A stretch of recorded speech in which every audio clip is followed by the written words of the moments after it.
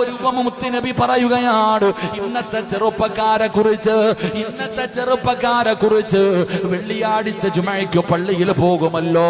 അല്ലാഹുവേ, പള്ളിയിൽ ജുമഅ നമസ്കാരം കഴിഞ്ഞ് ഇമാം സലാം വീട്ടിയാ ഇറങ്ങി ഓടുകയാ. പലരും ദുആ കേൾക്കുന്നത് വീട്ടിൽ നിന്നാണ്.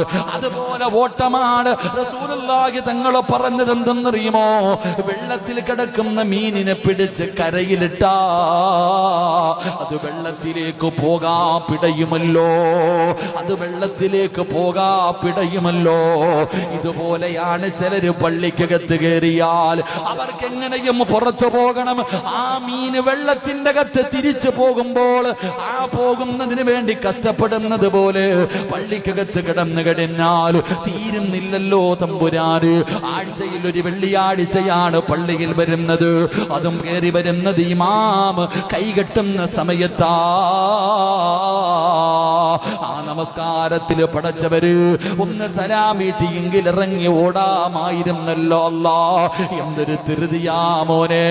എങ്കിൽ അല്ലാഹുവിന്റെ റസൂല് പറയുകയാ, നമസ്കാരം കഴിഞ്ഞ് ഉടനെ എഴുന്നേക്കല്ലേ.